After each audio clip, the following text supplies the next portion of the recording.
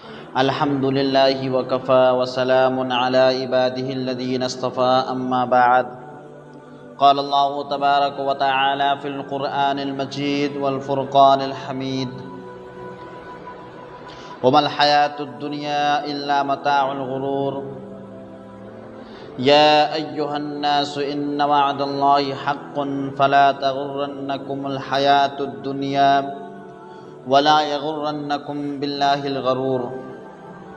وقال تبارك وتعالى في القرآن المجيد والفرقان الحميد: صدق اللہ العظیم.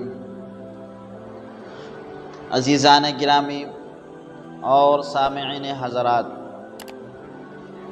میں نے آپ کے سامنے قرآن کریم کی آیت پڑھی اور اس کا ترجمہ یہ ہے: وَمَا الْحَيَاةُ الدُّنْيَا إِلَّا مَتَاعُ الْغُرُورِ، اور یہ دنیا کی زندگی دھوکے کا سامان ہے. آپ اس طرح مثال سمجھیے کہ ہم دنیا میں رہ کر یا پھر کسی محلے میں یا کسی سوسائٹی میں یا کسی بازار میں ہم رہتے ہیں اور وہاں پر رہ کر تجارت کرتے ہیں.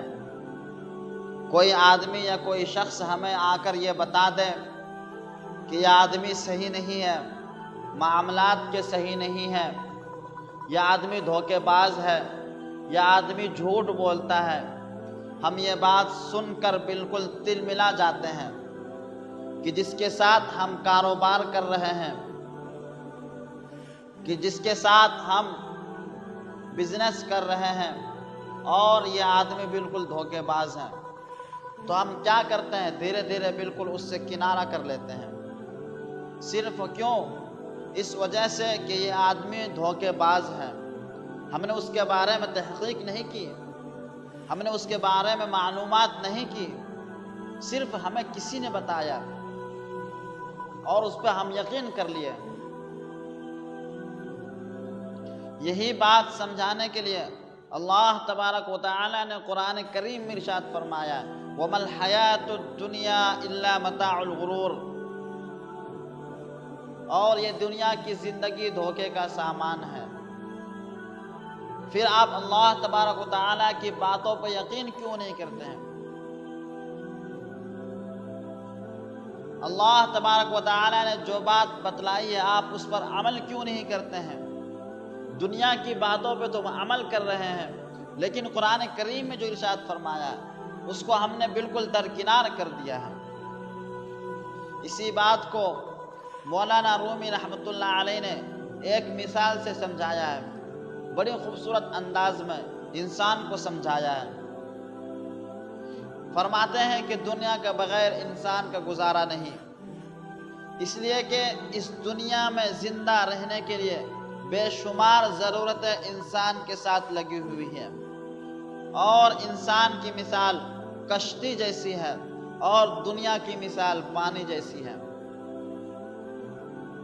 آپ سمجھیے گا اور غور سے سنیے. اور دنیا کی مثال پانی جیسی ہے، جیسے پانی کے بغیر کشتی نہیں چلتی، اسی طرح اگر خشکی پر کشتی چلانا چاہے تو نہیں چلے گی. اسی طرح انسان کو زندہ رہنے کے لیے دنیا کی چیزیں ضروری ہے. انسان کو زندہ رہنے کے لیے کیا چاہیے؟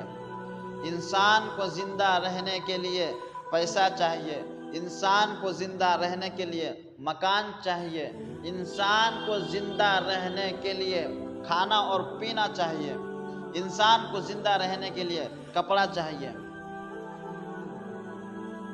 ان سب چیزوں کے بغیر انسان کا گزارا نہیں ہے. لیکن جس طرح پانی کشتی کے لیے اس وقت تک فائدہ مند ہوتا ہے جب تک وہ پانی کشتی کے نیچے ہے، اس کے دائیں طرف اور بائیں طرف، اس کے آگے اور پیچھے وہ پانی اس کشتی کو چلائے گا.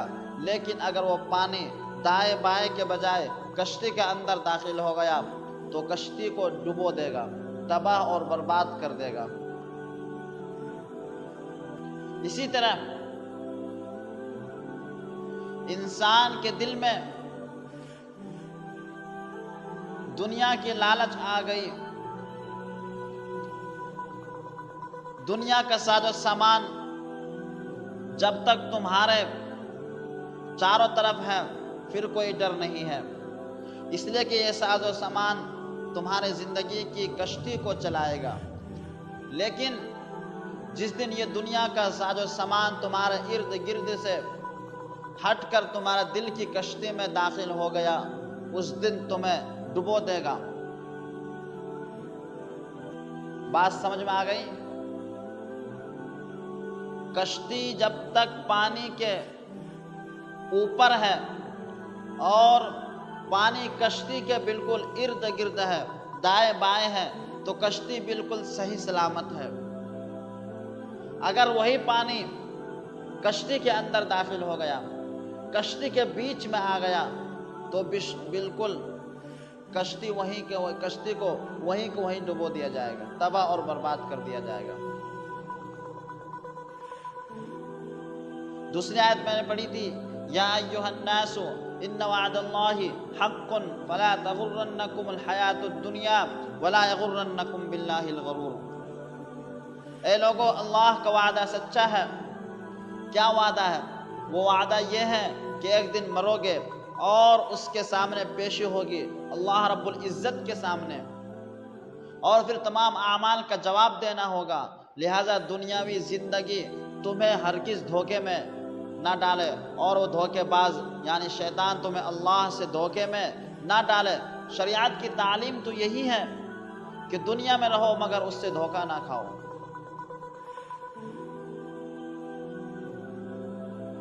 چار دوست اگر ایک مجمع میں بیٹھ جائے تو چار دوست یہی کہیں گے کہ بھائی اس کے ساتھ رہنا، اس کے ساتھ اس سے کبھی دھوکہ نہیں کھانا، اس سے ہوشیار رہنا۔ اور جب دنیا کی تعلیم نے ہمیں یہ بات بتا دی کہ دنیا میں رہو اور دنیا سے دھوکے نہ کھاؤ،